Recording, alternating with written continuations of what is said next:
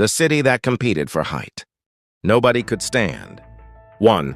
Once there was a city, and in that city there was one law, and one law only. Your feet must never touch the ground. From the moment of birth, every citizen was placed upon a chair. The height of the chair was determined automatically by the wealth one possessed. The more you had, the longer the legs grew. The more you lost, the shorter they became. Everyone polished their chair, took pride in their chair, and sized each other up by the height of their chair. No one knew who had made this law. No one knew when it had begun. They simply knew that this was how things were. Every last one of them. 2. The city had 3 tiers. Above the clouds, the chairs of the wealthy, stretched far beyond the rooftops of skyscrapers. They dined with clouds as their plates and slept looking down upon the stars. The voices from below never reached them. The smells from below never reached them. That was their pride. Waist height. The chairs of the middle class hovered at about the height of an adult's waist. Stretch a little and you could see the clouds. Lose focus for a moment and the ground would loom closer. Every morning they woke and quietly measured the length of their chair's legs. Had they shrunk since yesterday? Had someone overtaken them since yesterday? Barely off the ground. The legs of the poor's chairs were only a few centimeters tall. Exhaust fumes brushed against their faces and scraps of food, dropped by those above, rained down on them.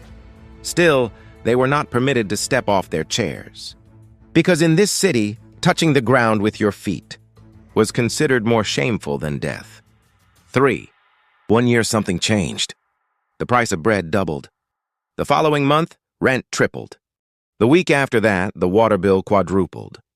The chairs were honest. Each time a wallet grew lighter, a leg shortened one notch, then another. Someone who had been at waist height yesterday found themselves at knee height today. Someone who had been at knee height last week was barely off the ground today. One night, a father who lived at waist height crept into his neighbor's home. Moving without a sound, he drew a saw back and forth once. He took the severed leg and attached it to his own chair. The next morning, his child said, "You're a little higher than yesterday." He smiled. He did not think of himself as a bad person. He had simply protected his family. That was all. 4. Fear became anger. Anger became saws. In the middle of the night, sounds began to be heard. Scrape, scrape, scrape. Neighbors were sawing off the legs of neighbors' chairs, sawing them off and attaching them to their own. At first, it was whispered that only certain people were doing this. Before long, every household held a saw. Some cried out, "Bring down those above us!" Others wept, "I'd rather die than fall to the bottom." There was one thing no one ever said. What if we simply stepped off our chairs? That alone never left anyone's lips. Were they unable to say it? Had it never occurred to them? Or were they simply too afraid? 5. Above the clouds lived Madam High. She possessed the tallest chair in the city. The legs of her chair had grown so long she could no longer see them herself. But there was something no one knew. Every night, Madam High had a nightmare. In the dream, the legs shrank, shorter and shorter and shorter until they touched the ground. At that moment, the gaze of the entire city pierced her like needles. She could hear the laughter. She had been raised hearing her mother say these words, "Those who touch the ground with their feet are not human." Those words had soaked into her very bones. Even seated above the clouds, she still believed them. She had never once doubted them, because she had never had the language to doubt. 6. There was one girl who lived barely off the ground. She was not a special person. She had no particular dreams, no ambitions, no sense of mission. There was only one thing that had always bothered her. The ground is right there, so why are we not allowed to touch it? No matter who she asked, the answer was always the same. That's just how it is. It's always been this way. It's something to be ashamed of. She could not accept that.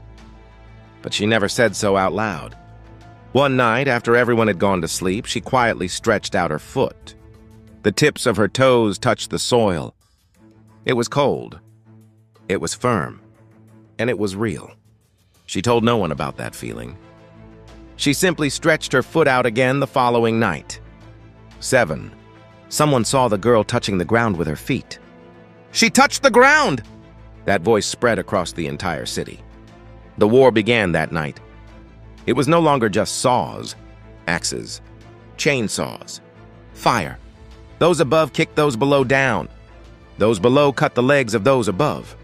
Those in the middle were targeted from both sides. No one was watching the girl. The war was far too busy for that. 8. One autumn morning, a gust of wind came. The higher you were, the stronger the wind.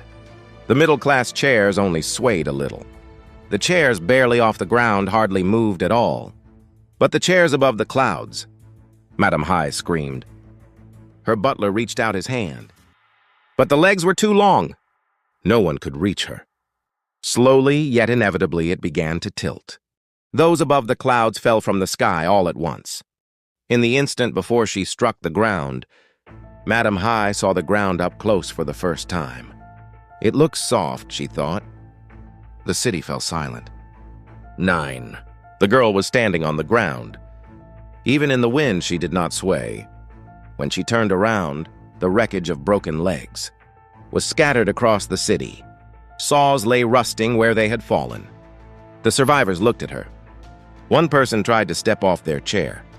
They reached out a foot, tried to touch the ground. Their foot would not move. Legs that had lived only atop a chair for so many years could no longer bear their own weight. But it was not only a matter of muscle. The shame of touching the ground froze their feet. The fear of other people's eyes buckled their knees. The memory of once laughing at those who had been barely off. The ground gripped their ankles. Others tried, then others still. All of them the same. Someone asked, "Why can only you stand?" The girl thought for a moment, then answered, "It just felt wrong. So I checked." No one said anything. The girl began to walk. 10 steps, 20 steps, 30 steps. She turned back. No one had followed. But every person in the city was, for the first time, looking down at their own feet. The girl turned to face forward again. She was crying just a little. At the edge of the city, one man was quietly gathering up the broken legs, carefully, fitting them back together. The end.